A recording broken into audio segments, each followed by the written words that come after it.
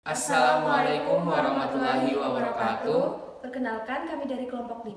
Di sini kami akan mendemonstrasikan tata laksana diet pada penyakit ginjal dengan beranggotakan saya sendiri, Funi Atma Ayu, NIM 2201060086 sebagai anggota keluarga. Saya Dwi Dermawandani dengan NIM 2201060074 berperan sebagai dokter. Saya Fatatun Azhara dengan NIM 2201060083 sebagai pasien. Nomor antrian 3, silakan masuk ke poli gizi.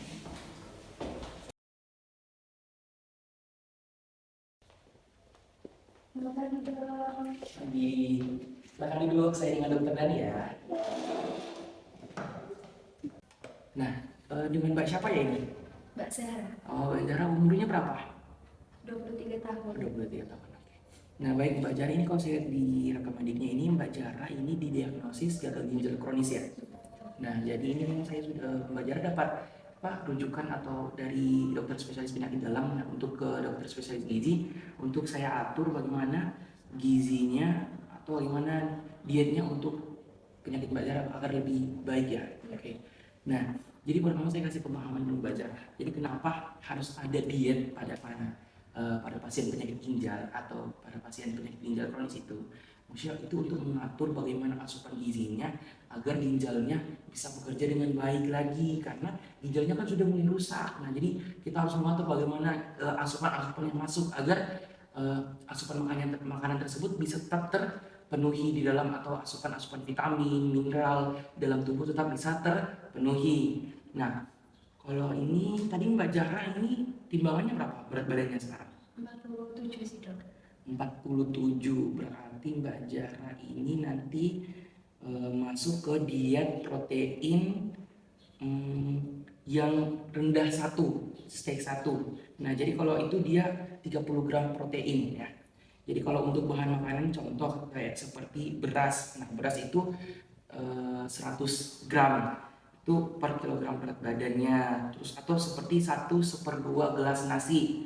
Terus bisa telur ayam juga untuk mengambil proteinnya juga.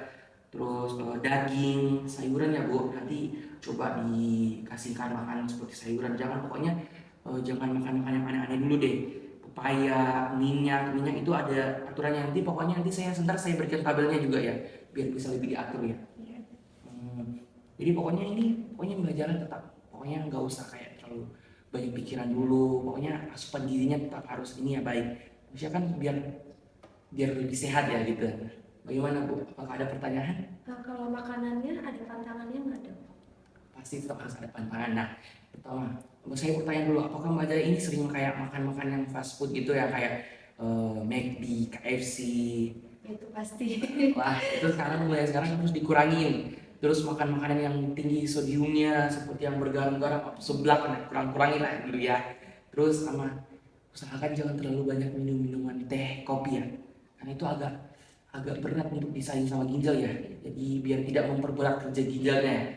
Jadi tolong ya Bu, nanti pokoknya diawasi terus ya. Jadi biar ini nanti sebentar saya kasih contoh-contoh, ntar ada buku menu-menu diet untuk pada pasien yang didiagnosis gagal ginjal kronis. Jadi itu untuk bisa lebih baik ya. Oke, nanti itu bisa diterapkan kepada makanan sehari-harinya. Jadi terus jangan lupa tetap makan teratur ya. Karena pada pasien gagal ginjal itu biasanya dia terjadi malnutrisi. Karena asupan gizinya dia mungkin makanan sempurna tapi ternyata kandungan nutrisinya tidak baik dalam ininya, jadi tidak terpenuhi dalam tubuhnya. Sedangkan penyerapan pada ginjal kan sudah mulai, jadi tidak bisa terserap dengan baik ya. Begitu. Apakah masih ada yang ditanyakan lagi? Cukup ya. Oke, kalau begitu terima kasih ya. Iya. Nah, ini kan udah dikasih sama dokternya mana aja makanan yang harus dihindari dan yang harus dikonsumsi. Ternyata ada hitungannya juga ya? Iya. Tapi kayaknya makanan di rumah udah mau habis. Kita kerita dulu nggak sih? Dari shopping. Ya udah.